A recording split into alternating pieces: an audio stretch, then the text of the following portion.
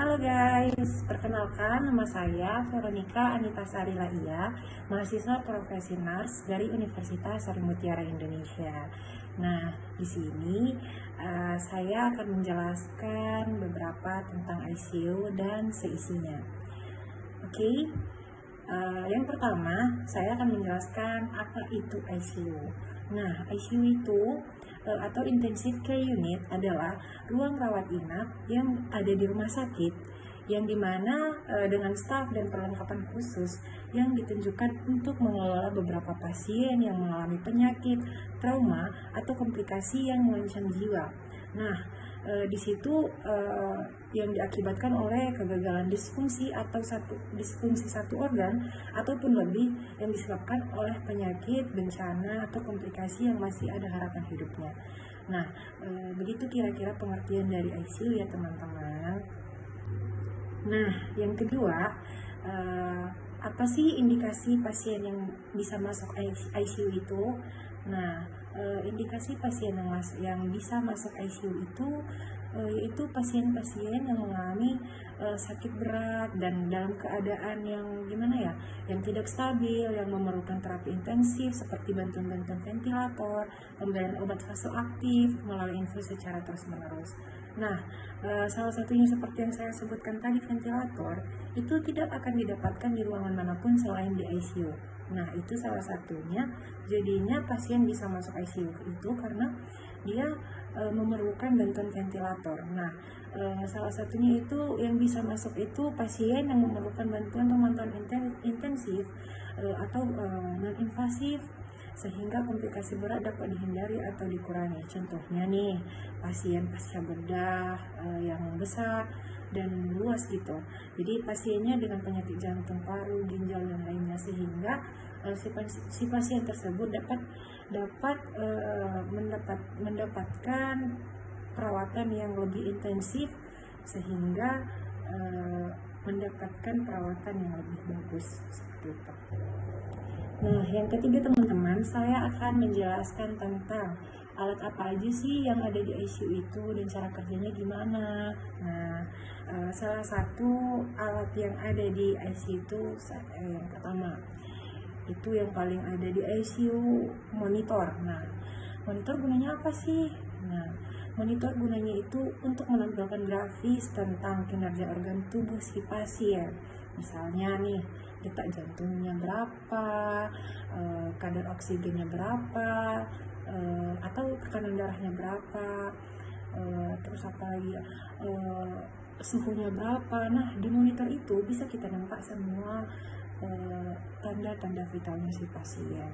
Nah, sehingga kita tidak perlu nih sebentar-sebentar ngecek tekanan darahnya berapa, karena monitor sudah langsung menampilkan tekanan darahnya per waktu itu berapa gitu, entah per jam berapa, per menitnya berapa gitu.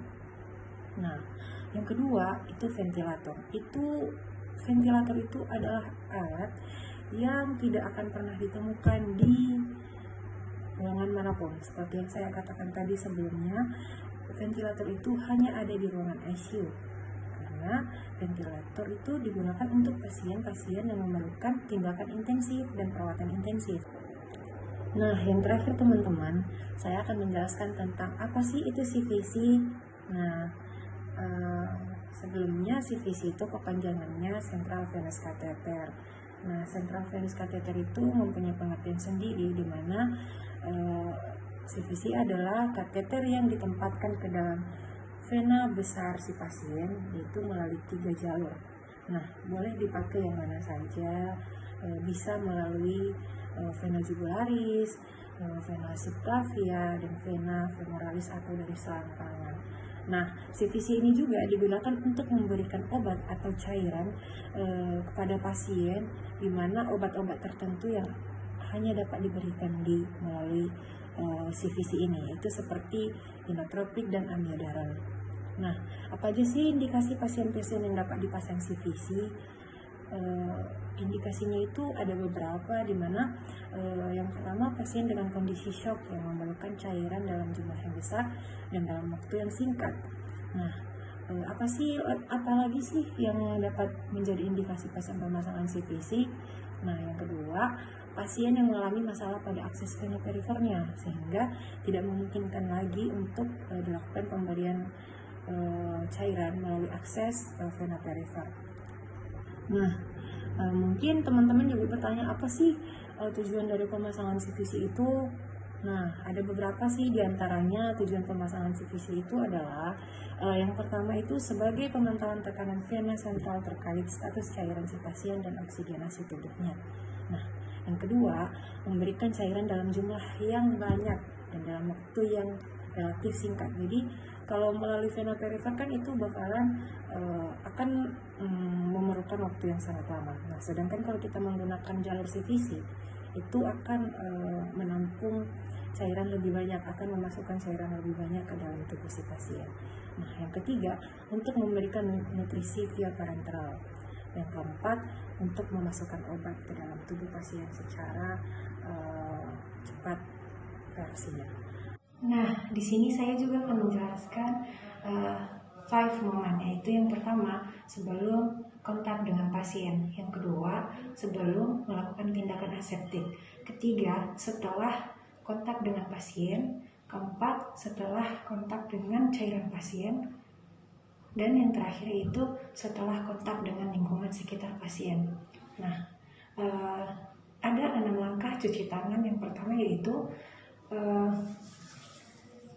begini caranya, gosok-gosok memutar, lalu pengumum tangan. Yang kedua secara bergantian, ketiga sela-sela jari, keempat dengan cara mengunci, kelima ibu jari diputar-putar, dan yang terakhir yaitu menguncupkan ujung jari ke telapak tangan secara bergantian. Nah, itu dilakukan selama 20-30 menit ketika menggunakan hand rub, dan ketika hand wash itu dilakukan 40-60 detik. Nah, sekian penjelasan dari beberapa materi yang saya jelaskan kepada teman-teman. Mohon maaf jika ada kesalahan, mohon arahannya, dan selamat menonton. Semoga bermanfaat ya.